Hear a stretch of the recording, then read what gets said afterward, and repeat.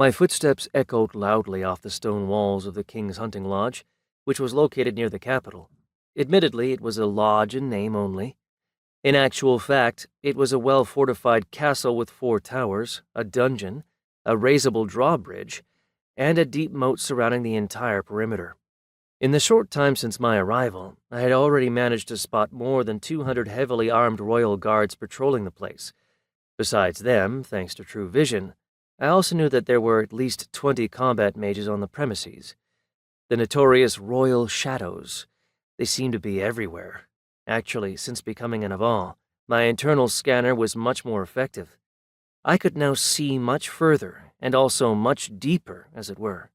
As I walked along in the company of a dozen soldiers, I took the opportunity to check out the royal den in all its glory. The stone walls were hung with tapestries depicting hunting scenes and lush forest landscapes, and the hallways and small rooms we passed reminded me of certain museums from my previous life, packed to the gills with all sorts of iron implements made for stabbing and slashing. The king was obviously a fan of weapons, and judging by their impeccable condition, the servants kept a close eye on them, polishing them to prevent even the smallest speck of rust from appearing. The air was filled with a heady mixture of scents, conspicuous among which were notes of pine resin, smoke, and grilled meat. And I could also detect the characteristic smell of a disease that had begun to win its battle against its victim's immune system. It seemed that Carl's health was worsening. The audience hall was modest by capital city standards, but by no means devoid of majesty. A huge wooden throne upholstered with soft carpets towered in the center of the hall, and on it sat His Majesty Carl III the Victorious.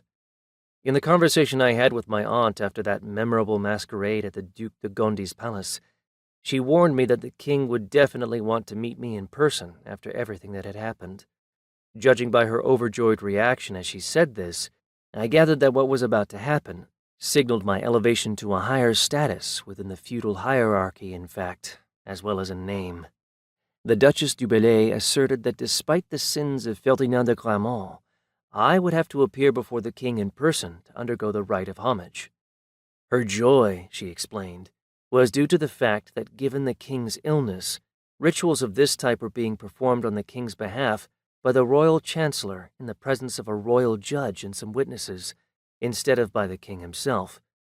And at least on paper, that's what should have happened in my case, too. But my aunt turned out to be correct.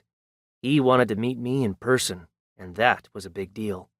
But Carl III had an ironclad reason for bringing the son of his enemy closer to the throne. Strikers always went through the ritual of homage personally, without any intermediaries. And considering my rank, which seemed to be common knowledge even among the animals of Hérouville, anything less was out of the question in my case. Once inside the hall, I finally identified something oppressive in the air, something I had been sensing since the moment I stepped across the castle's threshold, the familiar aura of death.